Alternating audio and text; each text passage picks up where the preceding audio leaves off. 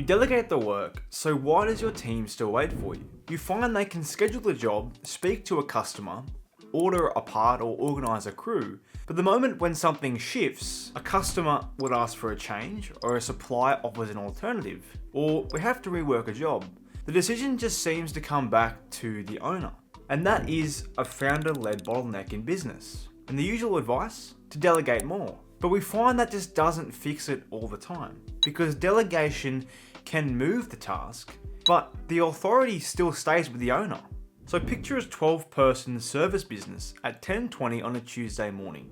So one technician can finish the job today if they use an equivalent part from another supplier. The scheduler can move tomorrow's job forwards, but the customer wants a different arrival window. A team leader believes a small amount of rework should be done immediately, rather than arguing about it over the next 3 emails. So all 3 of these people know what the work is, but none of them know whether they're allowed to make that call. So the messages get sent to the owner. The owner's in a meeting, and then they're driving, and then they're dealing with genuinely important issues outside of those questions. By the time the answers come back, the supplier has closed, the customer has made other plans, and a crew has moved on. So the expensive part was not actually making those decisions, but it was the queue to get those answers from the owner. Australian small businesses and small businesses in general feel this pressure sharply because operating complexity will often land personally on the owner. In Australia, smaller firms carry complexity because they don't have or they can't afford specialist staff. Often those questions will be answered after hours or in the business owner's own time. This just becomes not just a workload problem. If the owner keeps answering routine questions, the business teaches the team that waiting is safer than judgment. And that's how a helpful owner quietly builds an approval trap. So there are 2 different things inside of delegation. The first is responsibility, who performs the work. And the second is authority, who's allowed to make the decision when the work is not perfectly standard. Most businesses write down the first and leave the second in the owner's head. And that's why a staff member can be responsible for service, but still need approval for every refund. So a supervisor can own scheduling, but still need approval to move a job on. An operations manager can run delivery, but still carry every unusual question or back to the owner. You might have delegated the actual work and the motion, but the judgment call still stays with the owner or with you. And telling people to use common sense, as a lot of us do, is not an effective control method. Common sense changes with experience, context, and risk day to day.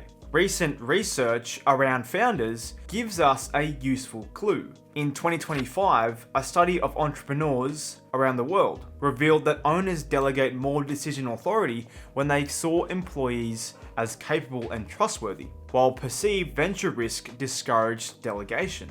That does not give us an Australian prevalence figure, but the mechanism is believable. Owners hold decisions when they do not trust the person and the information or the downside of that potential failure. So the answer is not blind trust, it is visible boundaries.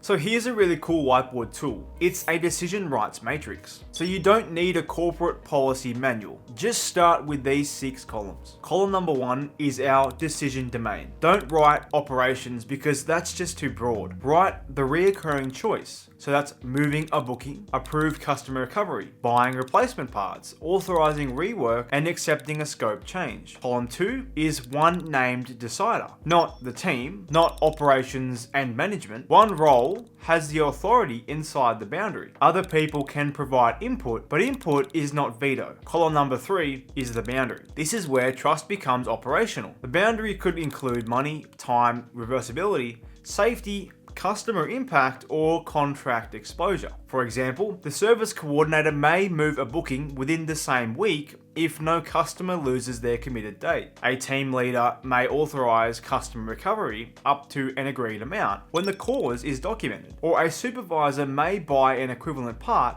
under a set value if it meets the approval specifications. The exact numbers depend on the business, so don't use somebody else's threshold. You have to build your own from your margin, what you're prepared to risk, the capability of you and your staff, and the customer promise that you've offered. Column number 4 is minimum evidence. So what must the person know before deciding? The job status, a customer commitment, part specification, what budget do they have to work with? Do they have any photos or have to take photos? Safety requirements or any previous communications. Authority without right information is not empowerment. You're just gambling with the unknown. Column number 5 is who needs to be consulted or informed. Now, consulted means their expertise could change the outcome of the decision. And informed means telling them after the decision's been made so that everything can go along as it's meant to be. And neither automatically means you have to ask for permission. And column 6 is our escalation trigger. This is where you state the condition that changes the ownership. Outside of a money limit, a hard to reverse, new legal or safety exposure, a non-standard customer promise, or insufficient evidence, or a conflict between two business priorities. Ultimately, that's our whole matrix. With decision,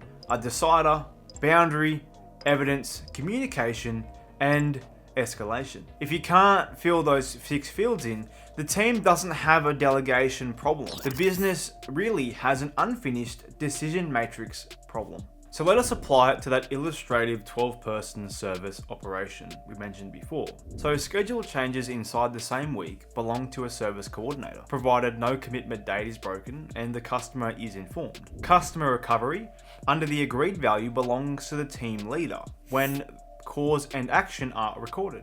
Above that value or where liability is disputed, it'll escalate. Equivalent parts under the purchasing limit belong to the supervisor if the technical specification and warranty conditions match. A safety critical substitution does not count. Routine rework belongs to the delivery lead inside a time and cost allowance. Repeated rework on the same failure type enters review. And unusual contractual promise, regulated judgments, major cash commitments, and safety decisions stay with the owner or qualified specialist. So notice what this does. It doesn't move the owner from the business. It removes the owner from the decisions that the owner doesn't have to be a part of. Amazon popularizes a useful distinction between reversible two-way door decisions and decisions that are hard to reverse. It's not a universal law, but it is a very practical question for a small business.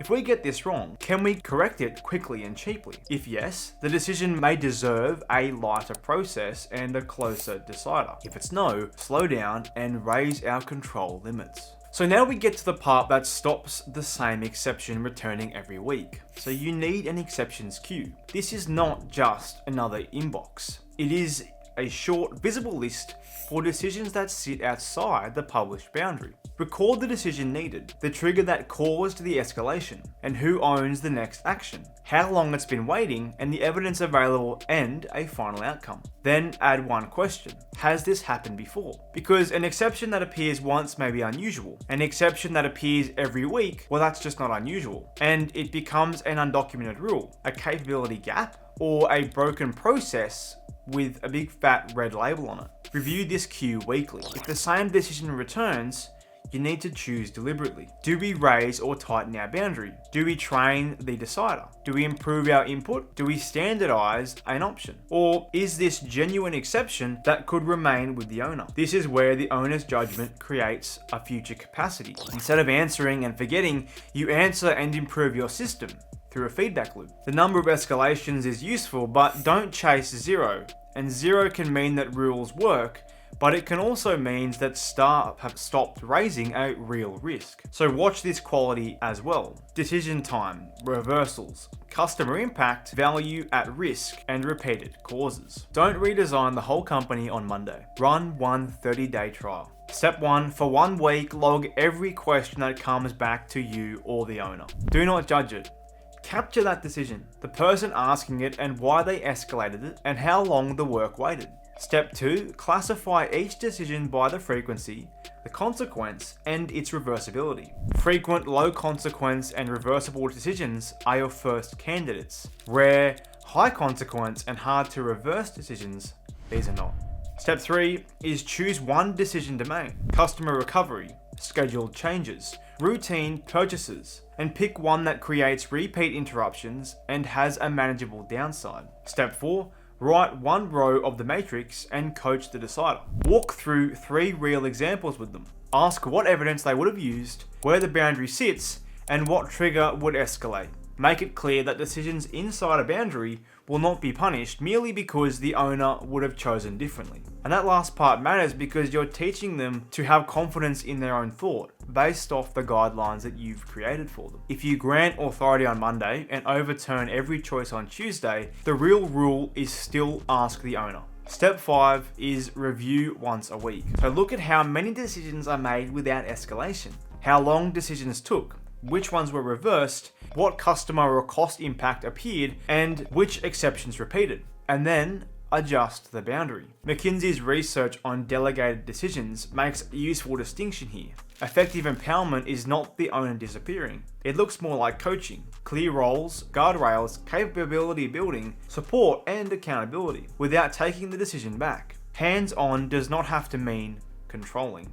So some decisions should come back to you. Safety, legal obligations, regulated work, privacy incidences, hiring and termination, major cash commitments, and unusual customer promises need stronger authority or specialist review. The goal is not to make the owner unnecessary in every situation. The goal is to stop treating every situation as if it carries owner level risk. Start with 1 week of questions. Build 1 matrix row. Run it for 30 days, keep the genuine exceptions visible, and use repeated exceptions to improve the rule. Remember this principle. Delegation will move the work, but decision rights move the authority. If every question still comes to you, your team may not be the bottleneck. Your decision system may be simply unfinished. Alright guys, thanks for watching. If you want the matrix we used in this last part of the video, check the description below and download your free version from my website today. I hope you guys have enjoyed, and I really wish you come back next week where we have some more exciting things to be covered. Thanks for watching guys, and enjoy the rest of your week. Peace out.